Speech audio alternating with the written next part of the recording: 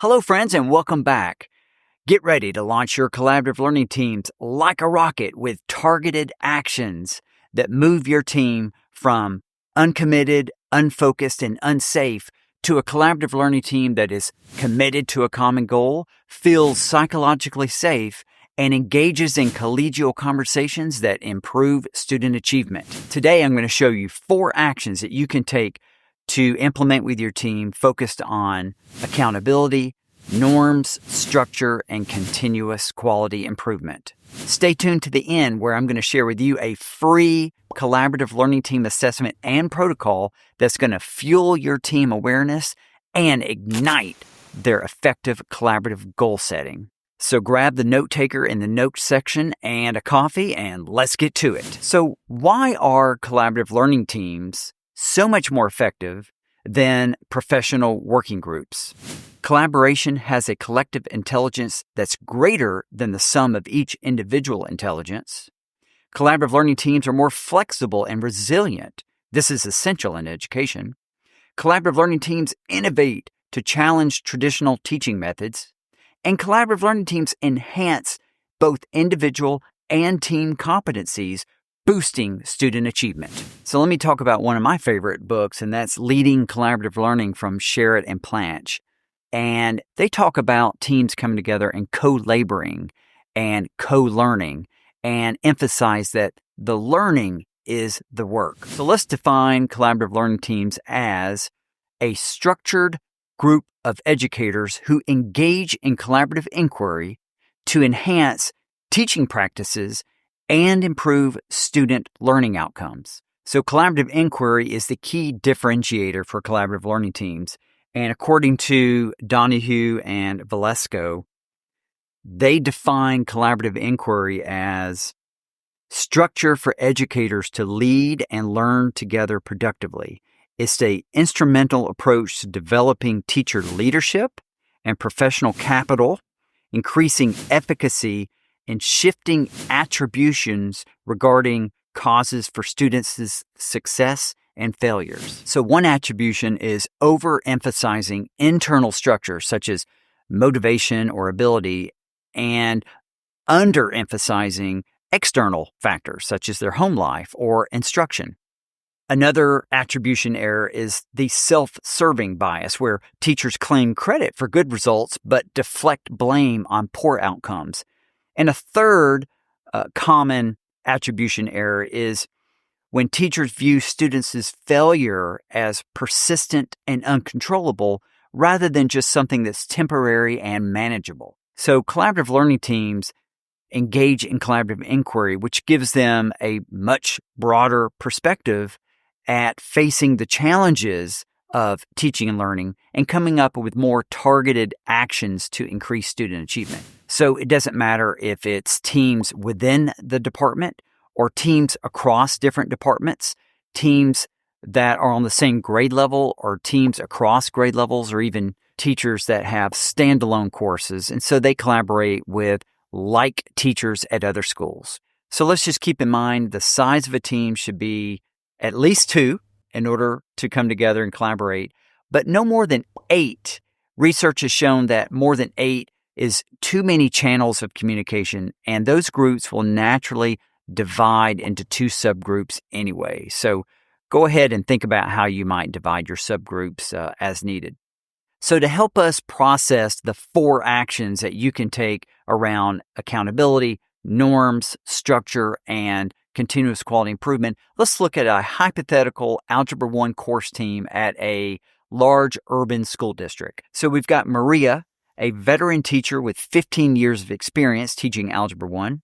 We've got Lisa. She's a 3rd-year teacher, and she's known for her ability to work with others. Priya is a teacher with strong interpersonal skills who liaisons with administration. David is an innovative teacher who often questions traditional methods. And then we have Jamal, who's an experienced teacher who coordinates a collaborative learning team's efforts, and he serves as the team lead. And so the first action that Jamal can take in order to help support his collaborative learning team is around team structure. So what Jamal would want to think about is a consistent time to meet, a common place to meet, and a seating arrangement that's going to be conducive to collaboration. Jamal met with his team and they all agreed that they would meet every Tuesday during their common planning period as a collaborative learning team. So Jamal made sure that the room was arranged so that the team sits together at a single table facing one another, and the room has a projector to display a laptop, a whiteboard, chart paper, markers, pens, and sticky notes. Just everything that a team would need in order to be collaborative. So Jamal, as a K-12 educator, would do well if he tapped into the book Learning by Doing from DeFore and DeFore, where they focus on 3 big ideas. So one is a learning focus, ensuring that all students are learning. And number 2, a collaborative focus. So that's going to be a collective responsibility for all students, not just the students that I teach in my room, but I'm going to take accountability for all students as part of this team. And a focus on results. So taking a results orientation so that we're looking for evidence to help inform and support our efforts in our work towards improving student achievement. So team focus is one of the internal structures. The other internal structure is members' knowledge and skills. So how do we tap in or even identify members' knowledge and skills? Well, there's different ways of doing that. You've probably heard of things like the color personality test. There's also Strengths Finder, Clifton Strengths. So what I like to do is an activity from this book, Collaborative Intelligence, from Markova and MacArthur. So here's how it works. Each person identifies the top 5 thinking talents that they find most energizing. So go through each card and decide quickly, yes, I'll find this energizing. Maybe I'll find this energizing. Or no way, I absolutely do not find this talent to be energizing. So keep in mind that there may be talents that do not energize you, but you actually have developed that talent to a point where others consider that to be one of your strengths. Don't fall for it. Only pick the ones that energize you. Once you've gone through all 35 cards, you will likely have more than 5 yes cards. If you do, put the maybe and the no cards away, and let's just focus on the yes pile. So now you want to narrow that down to your top 5 talents. Think about what really lights you up, what brings you energy, the talents that you could do all day if you had the choice. So after doing this activity, Jamal could have his team members put their initials on sticky dots and put that on a larger team map. The team could then step back and take a look at the team map, leverage this team map to help increase their level of collaboration and impact on student achievement. I'd love to hear what you think about this particular introductory activity to identify the values that each team member can bring to a team. So what do you think about it? Put it in the comments below and tell me, how might you facilitate this differently? Or perhaps there's another activity that you've done with your team. So the second action that you can take to help support your collaborative learning team is around accountability. So when thinking about accountability, let's look at Heidel's 1984 analogy using sports. So we have baseball, where we have players on the field that are spaced out, and only 2 or 3 players would be engaged in a single play at one time. Compare that to football, which is more like a chess match, and you've got an offense and a defense that are playing each other, and they're in very close proximity, and every player is involved in every play. And then we've got basketball, which is like a jazz improv, where every player that's on the court is engaged in every play. Every player is switching between offense and defense. So if we want our collaborative learning team to operate like a basketball or a soccer game, we need to make sure that every team member has a role and they know how to fulfill that role. So let's look at one of my books, Reframing Organizations by Bowman and Dill.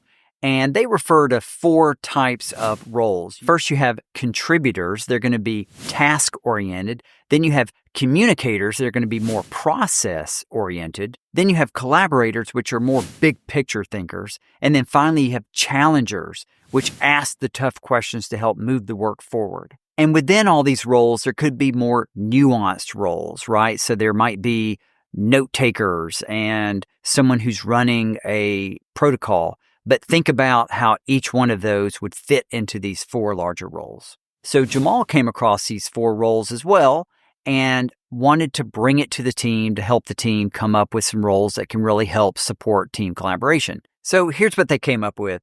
Maria chose contributor. Maria is a veteran teacher with 15 years of experience. So she shares the in-depth knowledge of the Algebra 1 curriculum and helps identify common student misconceptions. Now, Lisa, she gravitated towards the collaborator. She facilitates group discussions, ensures all voices are heard. She promotes a positive team atmosphere. She also helps to resolve conflicts and disagreements with the team. Priya is a communicator, and Priya had also some strong interpersonal skills, and she was the one that often liaisons with the administration.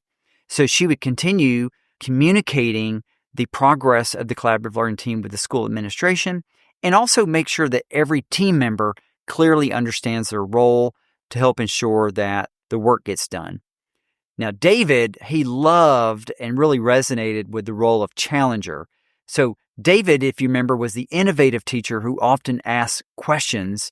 And so he is questioning and challenging a lot of the traditional teaching methods and assumptions that we have as educators. And he's often proposing innovative approaches such as technology integration or project-based learning to really push the work forward.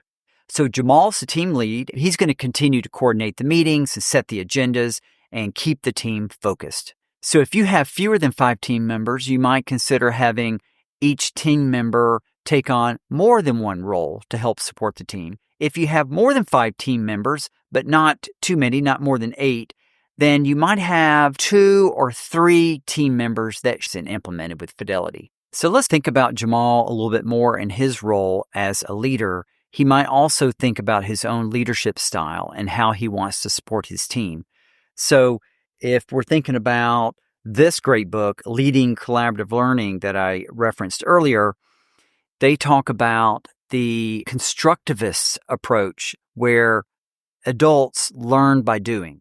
A great quote here is that this constructivist way of leading your team is a reciprocal process among the adults in a school as they shape the culture together and work to articulate a joint vision of improvement. So Jamal could do this by taking one more thing from this great book, Learning by Doing, by DeFore, and that's the 4 questions that he could make sure is being addressed in every meeting. So these 4 questions are, what do we want students to learn? That's the standards. How will we know if students have learned it? That's going to be assessments. What do we do if students don't learn it? That's going to be the interventions that we put in place. And how do we extend the learning for students that have already shown proficiency? And that's enrichment. So Jamal, using this leadership style and these 4 powerful questions, is going to help to deepen the team's understanding of teaching and learning and make sure that we're supporting and addressing the needs of all of our students in order to increase student achievement. So the third area that you can take action on to help support your collaborative learning team is around norms. So I know I've gone through a lot of books today. Another one I want to share is How the Way We Talk Can Change the Way We Work from Keegan and Leahy. And what they say is that having working agreements, having norms is really important to leverage to help hold us accountable for the type of community that we want. So having no working agreements means you can have no violations. We want team members to think about the boundaries, where are the edges of our work together to ensure that we're moving in the right direction. So the next step that Jamal would want to engage in is to work with the team to create some team agreements and how they come together to do this work. So although task-oriented agreements like punctuality and preparedness are important, think more deeply on what is needed to support collaborative inquiry, such as open communication, active listening, constructive feedback, voice equity, and psychological safety. Team members could think individually on this. What do you need in order to show up and do your best work? What behaviors will get in the way of you showing up and doing your best work? And what does collaboration look like to you? So you could have each team member do this individually. Then the team would discuss, how can we ensure every voice is heard? And what do we need in order to feel psychologically safe to do great work? So as a result of this, Jamal's team came up with the following agreements. We are a team that seek to understand before offering feedback, uses protocols to support equal participation, and respects each other's opinions. So what Jamal would want to do next then is to put these valuable team agreements on every agenda so that it's front and center as a living document to help guide the way that we come together and do our work. Another common issue with teams is conflict, and most team leaders avoid conflict. They don't want to rock the boat, or they engage in conflict that's not productive. So Jamal wants to lean into conflict and make sure that it's productive and helps move the work forward. He's also thinking about how he can leverage this idea of balancing congenial and collegial conversations to help promote the work. So he's going to use protocols and a few back pocket questions like this. What are meaningful learning goals? If we all teach this concept differently, what implications are there for student understanding? When students understand this, what will it sound or look like? What does this conversation lead us to do next? That's just a few of many questions that Jamal could ask. So what he's looking to do is really decreasing social friction, but increasing intellectual friction. So see my other video on the 4 stages of psychological safety. Okay, the fourth and final action that you can take to help support your collaborative learning team is around continuous quality improvement. So there's several aspects of continuous quality improvement. So we want our team to have a results orientation. They're looking for evidence. So, of course, they're going to analyze the standards. They're going to develop common assessments. From those common assessments, they're going to look at student data. They're going to also develop some common strategies that they're going to implement to ensure that their students, all their students, are achieving at the highest levels. So let's look at our case study here with Jamal and his team. So they've noticed there is an achievement gap when they looked at the last summative assessment. And here's what they did. So they began by analyzing the standard and identifying the target type. This would include listing any academic vocabulary and ensure that they have agreed upon student-friendly language that will be used to introduce the standard. The team will also spend a little time ensuring they have vertical alignment with the intended learning so that the scope and sequence is supportive for student achievement. They move on to create a common formative assessment with, let's say, 3 to 5 tightly aligned, open-ended, and highly complex tasks that can be used to really assess mastery of the standard. The team then shares a few ideas how they will engage students in the learning of the standard. The team finishes with clear actions that they'll take, which includes writing the learning target in student-friendly language on their board in their classroom, introducing the standard so that the learning is visible to all students. Students could actually repeat back and understand what they are learning today. And engaging students in the learning with 2 or 3 teaching strategies to really maximize the impact of the learning. And then teachers all agree that they're going to administer this formative assessment after a few days and bring student work samples from the assessment back to the team meeting. Prior to the next meeting, Maria, as a contributor, checks in with all team members and gathers student work samples from the assessment. And she works with Priya, the communicator, to organize the work samples and preparation for the looking at student work protocol. And then during the next meeting, Jamal reviews the meeting objectives and leverages the team agreements to help the team set their intention for the meeting.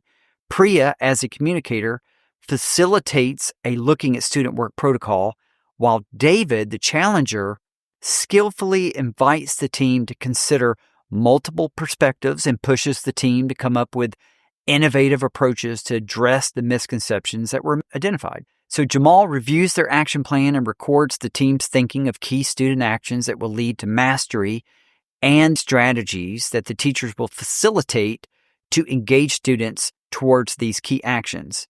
Jamal ends the meeting by reviewing the team agreements as an informal method of tracking their collaborative progress using agreements. Wow, what an amazing team, right? This is what a collaborative learning team does. This is how they come together.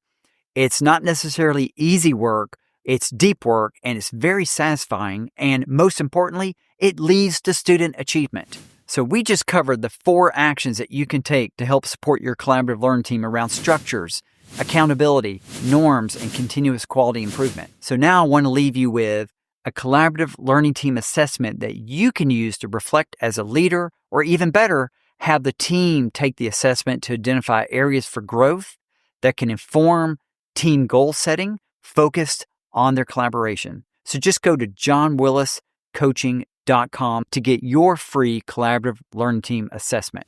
And I want to hear from you. So in the comments below, be sure to tell me how this collaborative learning team assessment worked for your team and what the impact was on their collaboration. I'll see you next time, guys. Thank you very much.